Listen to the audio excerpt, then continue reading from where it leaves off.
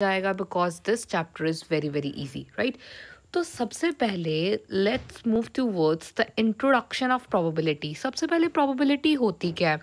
That is the expectation, मतलब जो हम एक्सपेक्ट करते हैं या जितने भी नंबर ऑफ चांसेस हो सकते हैं उसमें से एक पर्टिकुलर इवेंट के होने के कितने चांसेस होते हैं, that is probability. Probability means कि इस इवेंट को करने के लिए कितने चांसेस होंगे। अब हम इसको जो रिप्रेजेंट करते हैं वो रिप्रेजेंट करते हैं पीई से। पी होती है हमारे पास probability and E is the event, मतलब जब भी हमने किसी इवेंट का प्रोबेबिलिटी निकालना है कि इस पर्टिकुलर इवेंट के होने की प्रोबेबिलिटी क्या है तो हम उसको रिप्रेजेंट करते हैं पी ऑफ ई के साथ, राइट। तो P ऑफ E का जो फॉर्मूला होता है हमारे पास वो क्या होता है? P of E is equals to favourable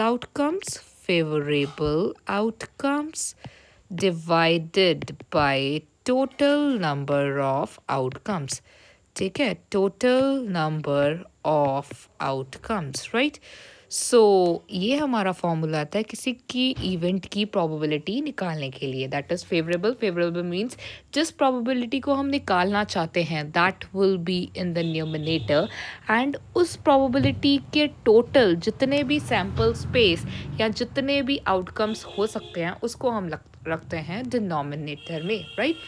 तो इसको अगर हम देखें, जो प्रोबेबिलिटी है उसकी जो रेंज होती है, the range of probability always lies between 0 and 1, lies between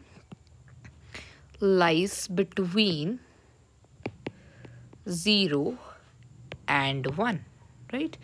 तो जो हमारे पास श्योर इवेंट की प्रोबेबिलिटी होती है कि प्रोबेबिलिटी इवेंट होगा ही होगा, श्योर इवेंट की प्रोबेबिलिटी हमारे पास 1 होती है, और जो हमारे पास होती है इम्पॉसिबल इवेंट या जो इवेंट अकर ही नहीं करती दैट इज़ 0। तो प्रोबेबिलिटी PE लाई करती है हमारे पास 0 to 1 के बीच में, राइट। तो this is the range of the probability. Probability को निकालने का फॉर्मूला आप लोगों ने देख लिया। अब हम इसको और अच्छे तरीके से पढ़ेंगे जब हम एग्जाम्पल के फॉर्मेट में इसको देखेंगे। तो पहली हम एग्जाम्पल लिखते हैं, लिखो अ coin is toast 10 times, right.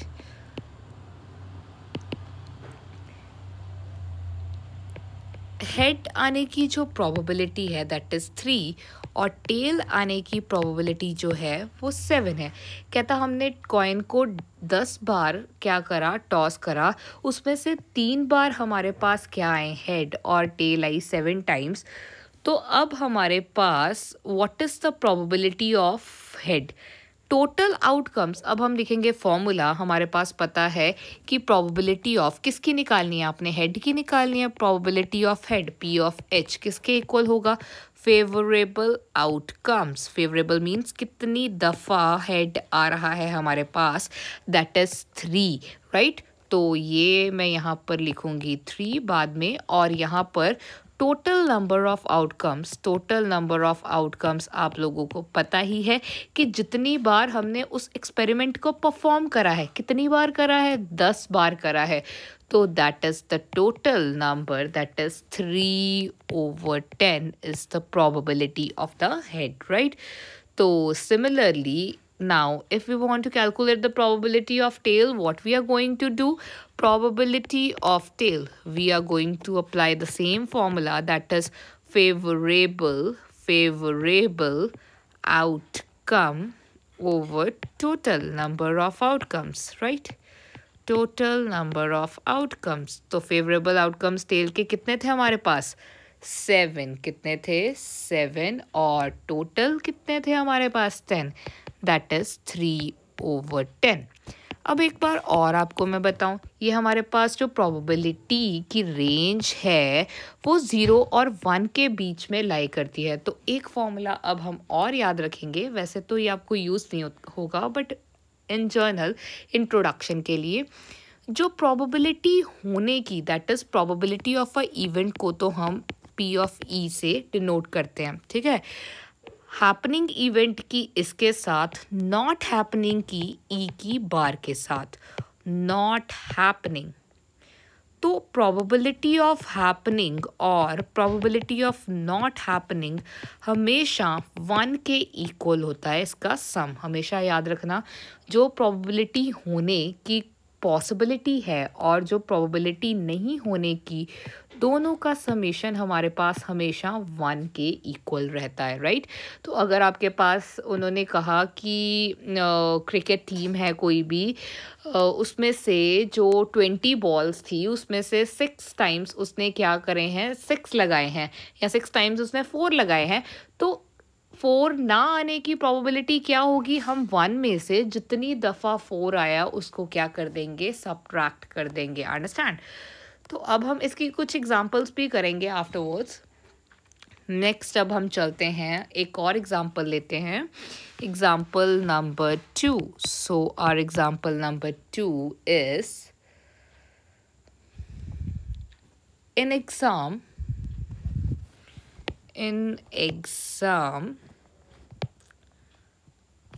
Ram do 26 questions, right? Correct out of 50 questions. So what is the probability of correct answers, right. तो ये देखो आपके पास है, प्रोबेबिलिटी हमने निकालनी है कि कितने आंसर्स हमारे पास करेक्ट होंगे।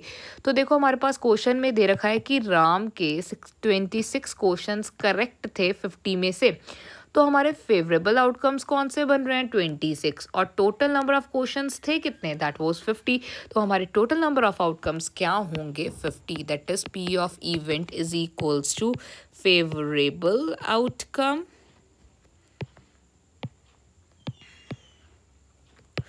Over total number of outcomes, right. तो हमारे पास टोटल आउटकम्स थे 50 और करेक्ट आंसर्स 26। तो प्रोबेबिलिटी इज 26/50, राइट। तो दिस वाज आवर आंसर। तो चलिए एक फर्स्ट क्वेश्चन एग्जांपल एक्सरसाइज का ट्राई करते हैं, let's see what it is.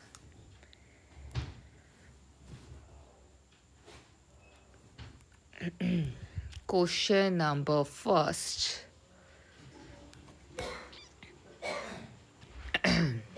Exercise 15.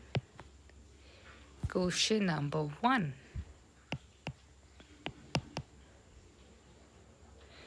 Right? अब हमारे पास जो क्वेश्चन है वो कह रहा है कि हमारे पास क्रिकेट मैच में, in a cricket match,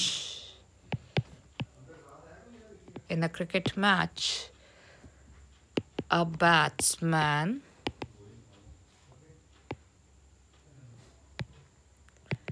hits a boundary 6 times out of 30 balls, right? So find the probability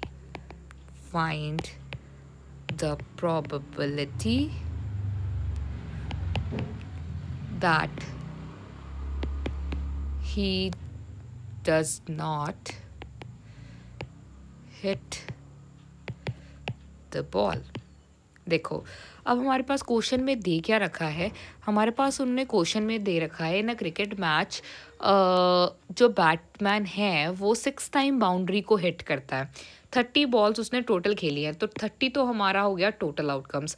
अब उन्होंने ये नहीं पूछा कि प्रोबेबिलिटी हिट करने की बॉल को कितनी थी, उन्होंने पूछा है नॉट हिट करने की, मतलब जब उसने हिट नहीं करा। तो अब हम लिखते हैं, हमारे पास क्वेश्चन में गिवन क्या था, जो बाउंड्री हिट है, boundary hit that is 6। Total balls कितनी थी हमारे पास जो उसने प्ले करी है, दैट इज 30, राइट। तो not hit a boundary, not hit a boundary, 30 हमारे पास टोटल थी, 6 उसने क्या करी, बाउंड्री हिट करी, तो नॉट हिट की कितनी होगी, 30 में से अगर मैं 6 माइनस करूं तो बाकी वही बची ना जो उसने हिट नहीं करी, तो that will be equals to 24। तो हमारे पास जो probability not hitting a boundary की होगी, नॉट हिटिंग अ बाउंड्री, तो वो कितनी होगी हमारे पास, दैट इज 24/30, बिकॉज 30 हमारे टोटल आउटकम्स थे और जो हमारा 24 था that was the favourable outcomes for not hitting a boundary, right. तो अब हम इसकी कटिंग भी कर सकते हैं, दैट इज 4/5, तो इट विल बी 4/5, राइट। तो ये हमारे पास प्रोबेबिलिटी के कुछ बेसिक कॉन्सेप्ट थे, इसकी रेंज क्या होती है, प्रोबेबिलिटी का फॉर्मूला क्या होता है। तो अब हम इसके क्वेश्चंस को स्टार्ट करेंगे बाय टुमारो, राइट। तो this was the very first question for it. Examples 2-4 जो देखी है, बहुत ही इजी चैप्टर है, आप इसके कॉन्सेप्ट्स को एक बार सुनो, दोबारा से करो। अब हम इसके क्वेश्चंस प्रैक्टिस करेंगे, ठीक है। Thank you.